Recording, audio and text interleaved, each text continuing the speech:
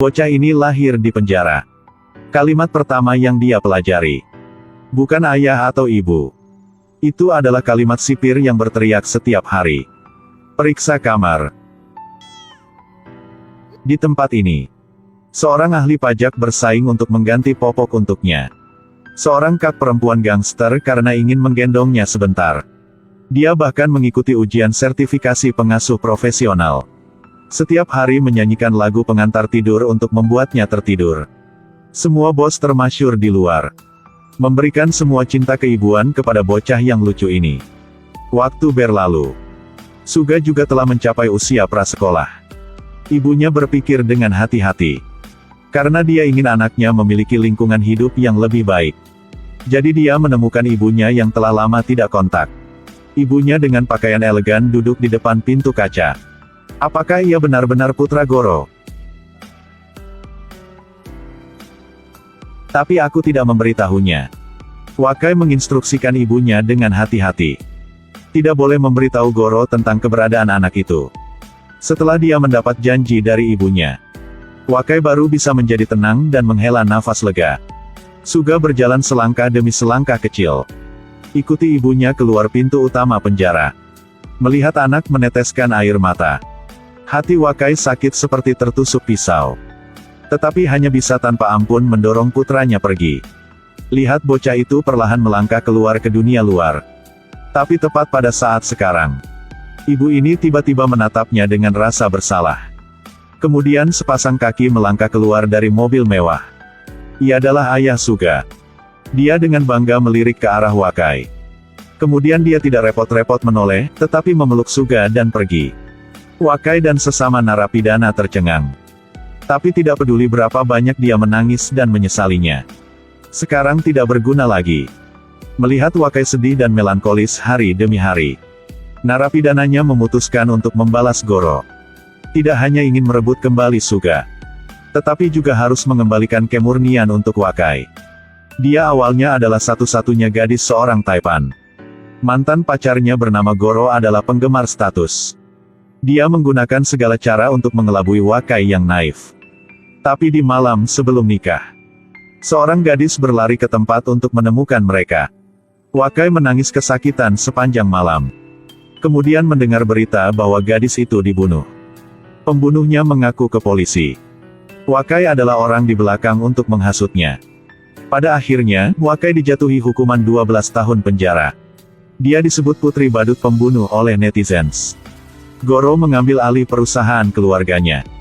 3 bulan kemudian dia menikah dengan superstar lainnya.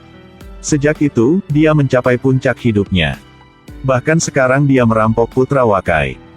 Bagaimana rasa sakit ini bisa ditelan?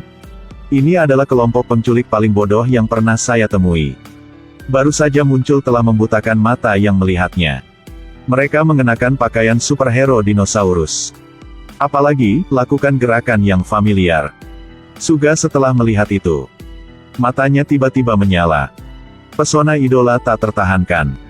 Bocah itu menyelinap melihat ibu tirinya. Lalu goyangkan pantat kecil itu dan ikut mereka. Tapi orang yang menculik bocah itu bukan orang lain. Dia adalah ibu kandung dari anak laki-laki di penjara. Sang putri di penjara. Hari ini memerintahkan 4 jenderalnya yang kuat. Direktur pajak. Bintang wanita. Kakak perempuan Gipsy. Ada juga VDT kecantikan yang dingin. Semua orang menyebut mereka tentara bibi yang paling jahat. Kelompok saudara perempuan jahat. Bisakah nama ini lebih konyol? Baru saja keluar dari penjara jadi tidak terlalu profesional. Shinobu tidak bisa menyalakan motornya. Dia hampir ditangkap oleh ibu tiri bocah itu. Di tempat lain saat ini, Goro juga menerima panggilan dari sekretaris. Dan tahu bahwa Suga telah diculik. Dia khawatir tidak bisa duduk diam tetapi itu tidak berbuat apapun. Hal yang aneh adalah, dia sangat enggan bekerja sama dengan polisi. Jadi nggak mau mengungkapkan ini. Goro dengan cemas menunggu telepon penculik. Sementara kelompok saudara perempuan jahat sedang bersenang-senang. Keempat bibi semua menantikannya. Lihat Suga membuka hadiahnya. Suga melihat jam tangan band 10 favoritnya. Sebuah pertanyaan besar muncul di benaknya. Rupanya dia hanya memberitahu Santa tentang keinginan. Mengapa mereka tahu ini? Bocah yang sangat penurut. Terima kasih ya. Tapi aku tidak menginginkan ini. Ternyata Suga menginginkan salah satu Superman Gao. Tapi Shinobu salah membeli menjadi band 10. Dia benar-benar tidak menyalahkannya. Karena prajurit pahlawan ini lebih banyak dari bintang di langit dan ikan di air. Buat dia pusing. Batu kertas gunting. Pada akhirnya orang yang paling tidak beruntung adalah selalu Shinobu. Dia dipaksa untuk membuat panggilan telepon agar mengancam. Goro tidak tahu tujuan dari kelompok saudara perempuan jahat. Dia terus bertanya tentang keselamatan putranya. Shinobu menoleh untuk melihat ke belakang. Bocah baik-baik saja. Tapi bibi ini tidak baik-baik saja. Jika ingin mereka melepaskan Suga, maka Goro harus setuju melakukan dua hal. Hal pertama adalah melaporkan ke polisi. Dan hal kedua, itulah di streaming langsung hari Natal yang akan datang. Dia harus mengakui kejahatannya. Harus mengembalikan kemurnian ke Wakai. Goro marah dan menutup telepon. Dalam kekacauan seperti ini, malam selama 30 detik terakhir dari siaran langsung, Goro melihat ke kamera. Hatinya sangat bingung sekarang. Satu sisi adalah keselamatan anaknya. Di sisi lain adalah masa depan karirnya. Pada akhirnya, dia masih dengan kejam meninggalkan putranya. Dia hanya mengoceh mengatakan selamat Natal. Lalu dia meninggalkan set. Kelompok saudara perempuan jahat yang tak terduga. Dia adalah orang yang tidak tahu malu seperti itu. Maka dia seharusnya tidak menyalahkan mereka akan membuat rencana jahat B. Bibi-bibi ini baru saja keluar dari penjara. Tidak menunggu lagi dan segera menculik Suga. Lalu duduk di depan anak itu. Mereka sangat memujanya dan memberinya hadiah Natal. Suga pernah adalah harta karun seluruh penjara. Demi menyelamatkan ibu Suga keluar dari penjara. Karena ingin ibu dan anak mereka untuk dipertemukan kembali, mereka memutuskan untuk pergi dengan rencana yang lebih kejam B. Yang pertama adalah memancing ular keluar dari gua. Jadi Goro menerima panggilan tebusan. Jumlah uang yang sangat besar. Bahkan jika itu dia tidak akan bisa mendapatkan sebanyak ini dalam waktu sesingkat itu. Saat dia kesulitan berpikir, pada titik ini, Yoko muncul. Hanya melihatnya memegang sekantong besar uang untuk menemukan Goro. Dia juga mengatakan ingin bertemu langsung untuk membahas investasi. Dan dia tidak sabar seperti semut yang merangkak dalam kuali api. Karena itulah dia segera meminta sekretarisnya untuk menemuinya di sebuah hotel terkenal. Goro mendapatkan uang yang dia inginkan. Dia menyesap anggur. Kemudian dia dengan cepat pergi untuk menebus putranya. Tapi saat dia hendak pergi, bagaimana set kuku ini begitu akrab? Yoko dengan lembut dan perlahan memberitahunya. Kumpulan kuku ini disebut Sang Putri di dalam sel.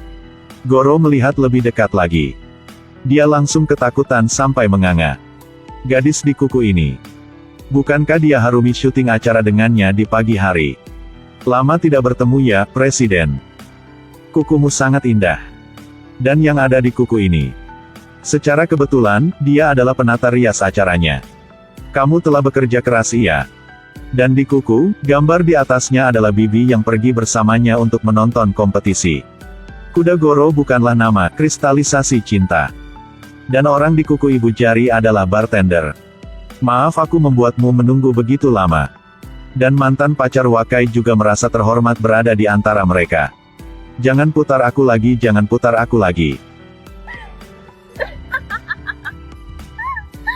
Dia sangat takut sehingga dia berkeringat.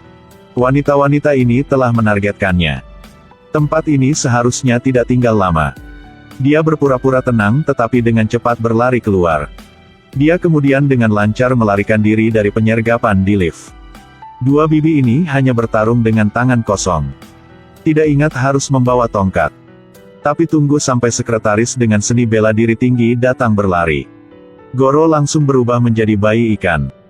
Dia bersembunyi di belakang sekretaris. Akibatnya, menggunakan nunchaku untuk memukul ke bawah. Ayo ikat dia.